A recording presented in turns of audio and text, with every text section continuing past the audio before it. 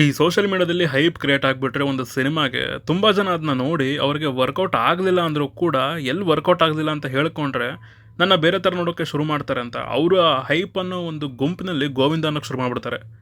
Yes. Hi hello ನಮಸ್ಕಾರ, ನೀವು ನೋಡ್ತಾ ಇದ್ದೀರಾ ನನ್ನ ಪ್ರಕಾರ. Premalu directed by Girish, starring Naslen and Mamitha Baiju in lead role. Malayalam cinema ಇದು ಫೆಬ್ರವರಿಯಲ್ಲಿ ರಿಲೀಸ್ ಆಗಿ ಹೆವಿ ಹವಾ ಕ್ರಿಯೇಟ್ ಮಾಡಿತು ಆ್ಯಂಡ್ ಇವಾಗ OTTಯಲ್ಲಿ ರಿಲೀಸ್ ಆಗಿದೆ. ಕನ್ನಡದಲ್ಲಿ ಅವೈಲಬಲ್ ಇಲ್ಲ, ಓನ್ಲಿ ಮಲಯಾಳಂ, ಹಿಂದಿ ಆ್ಯಂಡ್ ತಮಿಳ್.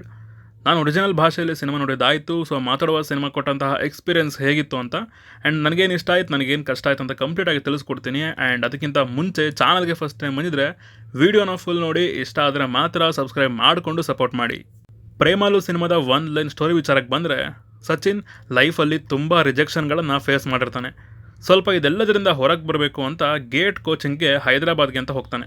ಇನ್ನು ಈ ಕಡೆ ನಮ್ಮ ಹುಡುಗಿ ರೀನು ಅವಾಗ ತಾನೇ ಒಂದು ಕಾರ್ಪೊರೇಟ್ ಕಂಪ್ನಿಯಲ್ಲಿ ಕೆಲಸಕ್ಕೆ ಸೇರಿರ್ತಾಳೆ. ಮುಂದೆ ಇವರಿಬ್ಬರು ಹೇಗೆ ಮೀಟ್ ಆಗ್ತಾರೆ, ಮೀಟ್ ಆದಮೇಲೆ ಏನೇನೆಲ್ಲ ಆಗುತ್ತೆ ಅನ್ನೋದನ್ನು ನೀವು ಸಿನಿಮಾ ನೋಡಿದ್ರೆ ತಿಳ್ಕೊತೀರಾ. ಸಿನಿಮಾದಲ್ಲಿ ನನಗೆ ಇಷ್ಟ ಆಗಿದ್ದು ಕ್ಯಾರೆಕ್ಟರ್ಸ್. ತುಂಬ ಚೆನ್ನಾಗಿ ಬರ್ಕೊಂಡಿದ್ದಾರೆ ಪಾತ್ರಗಳನ್ನು, ಅವುಗಳ ಪರ್ಪಸ್ನ ಅವು ಖಂಡಿತ ಫುಲ್ಫಿಲ್ ಮಾಡಿವೆ ಸಿನಿಮಾದಲ್ಲಿ. ಸಚಿನ್ ಕ್ಯಾರೆಕ್ಟರ್ ರಿಜೆಕ್ಷನ್ನ ಫೇಸ್ ಮಾಡಿಕೊಂಡು ಕನ್ಫ್ಯೂಸ್ಡ್ ಆಗಿರೋ ಒಬ್ಬ ಇನ್ನೋಸೆಂಟ್. ರೀನು ಒಬ್ಳು super confident and daring girl, ಎಲ್ಲರ ಜೊತೆ ಫ್ರೆಂಡ್ಲಿ ಆಗಿರೋಳು. ಆದಿ ಒಂದು ಪಕ್ಕಾ ಕಾರ್ಪೊರೇಟ್ ಹುಳ, over dramatic and over possessive ಆಗಿರೋನು. ಈ ಕ್ಯಾರೆಕ್ಟರ್ ಬಂದಾಗೆಲ್ಲ ಕ್ರಿಂಜ್ ಅನ್ಸೋಕೆ ಶುರುವಾಗುತ್ತೆ ಆ್ಯಂಡ್ ರೈಟರ್ ಇದನ್ನೇ ಫೀಲ್ ಮಾಡಿಸ್ಬೇಕು ಆಡಿಯನ್ಸ್ಗೆ ಅಂತ ಬರೆದಿದ್ದಾರೆ. ಅದು ಖಂಡಿತ ಫುಲ್ಫಿಲ್ ಆಗಿದೆ ಅಂತಲೇ ಹೇಳ್ತೀನಿ. ಇನ್ನು ಹೈಲೈಟ್ ಅಂದರೆ ಆ best friend character Amal Davis. ಅವನ ಅಜ್ಜಿ ಹೆಸರೇ ಕೆಟ್ಟ ಕ್ರೇಜಿ ಆಗಿದೆ, ಅದ್ರ ಸೌಂಡಿಂಗ್ ಒಂಥರ ಚೆನ್ನಾಗಿದೆ. ಆ್ಯಂಡ್ ಆ ಕ್ಯಾರೆಕ್ಟರ್ ನೇಚರ್ ಆಗಿರಲಿ, ಅದರ ಬಿಹೇವಿಯರ್ ಸ್ವಲ್ಪ ಮಜಾ ಕೊಟ್ಟವು ನೋಡುವಾಗ. ಆ್ಯಂಡ್ ಕೆಲವೊಂದು ಕ್ಯಾರೆಕ್ಟರ್ಗೆ ಅದರ ಮೋಟಿವ್ನ ನೀಟಾಗಿ ಎಸ್ಟಾಬ್ಲಿಷ್ ಮಾಡಿ ಸ್ವಲ್ಪ ಅಬ್ರಪ್ಟಾಗಿ ಅದನ್ನು ಎಂಡ್ ಮಾಡಿಬಿಟ್ರು. ಬಟ್ ಪರವಾಗಿಲ್ಲ, ಅದಕ್ಕೆ ಕೊಟ್ಟಿದ್ದ ಕ್ಲೋಸರ್ ಡೀಸೆಂಟಾಗೇ ಇತ್ತು. ಇನ್ನು ಹೈದರಾಬಾದ್ ಸಿಟಿನ ಕೂಡ ಒಂದು ಕ್ಯಾರೆಕ್ಟರ್ ರೀತಿ ಟ್ರೀಟ್ ಮಾಡಿದ್ದಾರೆ. ಆ ಸಿಟಿನ ಕಥೆಯಲ್ಲಿ ತುಂಬ ಚೆನ್ನಾಗಿ ಬ್ಲೆಂಡ್ ಮಾಡಿದ್ದಾರೆ. ಆ ಟ್ರಿಪ್ ಎಪಿಸೋಡ್ ಆಗಿರಲಿ, ಆ ಜರ್ನಿ ಆಗಿರಲಿ, ಆ ಜಾಗದ ವಾತಾವರಣ, ಅದೆಲ್ಲದನ್ನು ಆ ಕ್ಯಾರೆಕ್ಟರ್ಗಳು ಫೇಸ್ ಮಾಡ್ತಿದ್ದು ನೋಡುವಾಗ ಚೆನ್ನಾಗಿತ್ತು ಇದೆಲ್ಲ. ನೆಕ್ಸ್ಟ್, ರಿಲೇಟಬಲ್ ಫ್ಯಾಕ್ಟರ್ಸ್ ಚೆನ್ನಾಗಿ ವರ್ಕ್ ಆಯ್ತು ನಮ್ಮಲ್ಲೇ. ಯಾಕಂದರೆ ಈ ಫೇಸ್ನ ಆಲ್ಮೋಸ್ಟ್ ಈಗಿನ ಜನ್ರೇಷನಲ್ಲಿ ಎಲ್ಲರೂ ಫೇಸ್ ಮಾಡಿರ್ತಾರೆ. ಸಿಟಿ ಮತ್ತು ರೂರಲ್ ಏರಿಯಾಸ್ ಇಬ್ಬರಿಗೂ ಕನೆಕ್ಟ್ ಆಗೋ ರೀತಿ ಪಾತ್ರಗಳನ್ನು ತಗೊಂಡಿರೋದ್ರಿಂದ ತುಂಬ ಜನಕ್ಕೆ ರಿಲೇಟ್ ಆಗೋ ಫ್ಯಾಕ್ಟರ್ಸ್ ಇಲ್ಲಿ ಜಾಸ್ತಿ ಇವೆ. ಕಾರ್ಪೊರೇಟಲ್ಲಿ ಕೆಲಸ ಮಾಡ್ತಿರೋರ್ಗಂತೂ, ರಿಜೆಕ್ಷನ್ಸ್ನ ತುಂಬ ಫೇಸ್ ಮಾಡಿರೋರ್ಗಂತೂ ಇದಿನ್ನೂ ರಿಲೇಟ್ ಆಗುತ್ತೆ. ಇನ್ನು ಇದರ ಕೊನೆಯ 25-30 ನಿಮಿಷ ಏನಿದೆ, ಆ ಥರ್ಡ್ ಆ್ಯಕ್ಟ್ ಅನ್ನೋದು ಅದು ಸ್ವಲ್ಪ ಎಂಗೇಜಿಂಗ್ ಆಗಿತ್ತು. ಕ್ಯಾರೆಕ್ಟರ್ ಆರ್ಕ್ ಅನ್ನೋದು ಚೆನ್ನಾಗಿ ಹೈಲೈಟ್ ಆಗ್ತಿತ್ತು. ಒಂದು ಸ್ವಲ್ಪ ಫನ್ ಅನ್ನೋದು ಅಲ್ಲಿ ಜನ್ರೇಟ್ ಆಯಿತು. ಓವರಾಲ್ ಆಗಿ ಏನೋ ಒಳಗೊಂಥರ ಸ್ಯಾಟಿಸ್ಫ್ಯಾಕ್ಷನ್ ಅನ್ನೋದು ಆ ಸೀನ್ಸಲ್ಲಿ ಕಾಣಿಸ್ತು ನೋಡುವಾಗ. ಹಾಗೆ ಇಲ್ಲಿ ಯೂಸ್ ಮಾಡ್ಕೊಂಡಿರೋ ಕೆಲವೊಂದು ಸೆಟಪ್ ಆ್ಯಂಡ್ ಪೇ ಆಫ್ ತುಂಬ ಚೆನ್ನಾಗಿತ್ತು. ಒಂದು ಅನ್ಎಕ್ಸ್ಪೆಕ್ಟೆಡ್ ಆಗಿ ಬಂತು, ಇನ್ನೊಂದು ಆಲ್ರೆಡಿ ನಾನು ಪ್ರೆಡಿಕ್ಟ್ ಮಾಡಿದ್ದೆ ಆ್ಯಂಡ್ ಅದೇ ರೀತಿ ಇತ್ತು. ಪರ್ಫಾರ್ಮೆನ್ಸಸ್ ಎಲ್ರದ್ದು ಇಷ್ಟ ಆಯಿತು. ಸ್ಪೆಷಲಿ ನನಗೆ Amal Davis and Adi character performance ಇಷ್ಟ ಆಯಿತು. ಯಾಕಂದರೆ ಅವ್ರಿಗೆ ಪರ್ಫಾರ್ಮೆನ್ಸ್ ಮೂಲಕ ಆ ಕ್ಯಾರೆಕ್ಟರ್ ನಮಗೆ ಏನು ಫೀಲ್ ಮಾಡಿಸ್ಬೇಕು ಅದನ್ನ ಪ್ರಾಪರಾಗಿ ಕಮ್ಯುನಿಕೇಟ್ ಮಾಡಿದರು ಅಂತ ಅನ್ನಿಸ್ತು. ಹೀರೋಯಿನ್ ಕ್ಯೂಟ್ನೆಸ್ ಹಿಡ್ಕೊಂಡು ಸೋಷಿಯಲ್ ಮೀಡಿಯಾ ಫುಲ್ಲು ಹೈಪ್ ತೊಗೊಂಡ್ಬಿಟ್ರು. ಇನ್ನು ಟೆಕ್ನಿಕಲಿ ಸಿನಿಮಾ ಡೀಸೆಂಟಾಗಿದೆ. ನನಗೆ ಇದರ ಮ್ಯೂಸಿಕ್ ಸ್ವಲ್ಪ ಫ್ರೆಶ್ ಫೀಲ್ ಕೊಡ್ತು ಆ್ಯಂಡ್ ಸಾಂಗ್ಸ್ ಮತ್ತು ಅದರ ಪಿಕ್ಚರೈಸೇಷನ್ ಚೆನ್ನಾಗಿತ್ತು.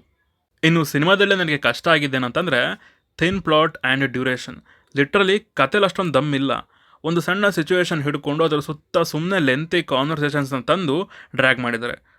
ಸಿನಿಮಾ ಶುರುವಾಗಿ ಕತೆ ಒಳಗೆ ಹೋಗೋಕ್ಕೇ ಅರ್ಧ ಗಂಟೆ ತೊಗೊಂಡ್ರು. ಅದಾದಮೇಲೆ ಫಸ್ಟ್ ಹಾಫ್ ಫುಲ್ ಡ್ರ್ಯಾಗ್ ಮಾಡಿದ್ದಾರೆ ಆ್ಯಂಡ್ ಸೆಕೆಂಡ್ ಹಾಫ್ ಕೂಡ ಅಷ್ಟೇ. ಇಷ್ಟು ಸಣ್ಣ ಸಿಚುವೇಶನ್ ಹಿಡ್ಕೊಂಡು ಅದರ ಸುತ್ತ ಸುಮ್ಮನೆ ಕಾನ್ವರ್ಸೇಷನ್ಸ್ನ ಬಿಲ್ಡ್ ಮಾಡಿರೋದು ನನಗೆ ಅಷ್ಟೊಂದು ಹಿಡಿಸ್ತಿಲ್ಲ. ತುಂಬ ಬೋರಿಂಗ್ ಆಗಿತ್ತು ಸೀನ್ಸ್ಗಳು ಆ್ಯಂಡ್ ಅದರಿಂದ ಸಖತ್ ಲ್ಯಾಗ್ ಫೀಲ್ ಬಂತು. 2 ಗಂಟೆ 36 ನಿಮಿಷ ಇರೋ ಈ ಸಿನಿಮಾ ನನಗೊಂದು 3 ಗಂಟೆ ಇದೆ ಅನ್ನೋ ಒಂದು ಫೀಲ್ ಬರೆಸ್ಬಿಡ್ತು. ನೆಕ್ಸ್ಟ್, ಇದರ ಕನ್ವೀನಿಯೆಂಟ್ ರೈಟಿಂಗ್. ಎಲ್ಲ ಈಸಿಯಾಗಿ ಸಿಕ್ಬಿಡುತ್ತೆ, ಈಸಿಯಾಗಿ ಚಾಲೆಂಜಸ್ನ ಫೇಸ್ ಮಾಡಿಬಿಡ್ತವೆ ಕ್ಯಾರೆಕ್ಟರ್ಗಳು. ಆ ಟ್ರೈನ್ ಸೀಕ್ವೆನ್ಸ್ ಚೆನ್ನಾಗೇನೋ ಇದೆ, ಬಟ್ ಅದು ಶುರುವಾಗೋ ಮುಂಚೆ ಬರ್ಕೊಂಡಿರೋದು ತುಂಬ ಕನ್ವೀನಿಯೆಂಟ್ ಆಗೋಯ್ತು. ಹಾಗೆಯೇ ಹೀರೋಗೆ ಒಂದು ಮೇಯ್ನ್ ಗೋಲ್ನ ಎಸ್ಟಾಬ್ಲಿಷ್ ಮಾಡ್ತಾರೆ ಆ್ಯಂಡ್ ಅದು ಕ್ಲೈಮ್ಯಾಕ್ಸ್ವರೆಗೂ ಬರೋದೇ ಇಲ್ಲ. ಫೈನ್, ಅದಕ್ಕೆ ರೀಸನ್ ಏನೋ ಕೊಟ್ಟಿದ್ದಾರೆ, ಅದು ಸ್ಯಾಟಿಸ್ಫೈ ಮಾಡ್ತು. ಬಟ್ ಆ ಗೋಲ್ ಮತ್ತೆ ಬರುತ್ತೆ, ಅದು ಬಂದಾಗ ಆಲ್ರೆಡಿ ಅದನ್ನ ಅಚೀವ್ ಮಾಡಿರ್ತಾನೆ ಅವನು. ಸೊ ತುಂಬ ಕನ್ವೀನಿಯೆಂಟಾಗಿ ಅನಿಸ್ಬಿಡ್ತು. ಇನ್ನು ಎಮೋಷ್ನಲಿ ಕೂಡ ನನಗೆ ಆ ಹುಡುಗಿ ಲವ್ ಮಾಡ್ತಿದ್ದೀನಿ ಅಂತ ಹೇಳುವಾಗ ಅದೆಲ್ಲ ಆರ್ಗ್ಯಾನಿಕ್ ಆಗಿದೆ ಅಂತ ಅನ್ನಿಸ್ಲೇ ಇಲ್ಲ. ಫೋರ್ಸ್ಡ್ ಆಗಿ ಫೀಲಿಂಗ್ಸ್ನ ಬರ್ಸಿದ್ದಾರೆ ಅಂತ ಅನ್ನಿಸ್ತು. ಗಿಲ್ಟಿಂದ ಹುಡುಗಿ ಲವ್ ಮಾಡೋಕ್ಕೆ ಒಪ್ಕೊಳ್ಳೋ ಥರ ಕಾಣಿಸ್ತು ನನಗಿದು. ಆ ಒಂದು ಲವ್ನ ಅಥವಾ ಆ ಫೀಲಿಂಗ್ನ ಎಸ್ಟಾಬ್ಲಿಷ್ ಮಾಡೋದಕ್ಕೆ ಟ್ರೈನ್ ಸೀಕ್ವೆನ್ಸ್ನ ತುಂಬ ಚೆನ್ನಾಗಿ ಯೂಸ್ ಮಾಡ್ಕೋಬೋದಿತ್ತು. ತುಂಬ ಸ್ಪೇಸ್ ಇತ್ತು ಅಲ್ಲಿ, ಆದರೆ ಅಲ್ಲಿ ಅದನ್ನ ಅಚೀವ್ ಮಾಡಲೇ ಇಲ್ಲ.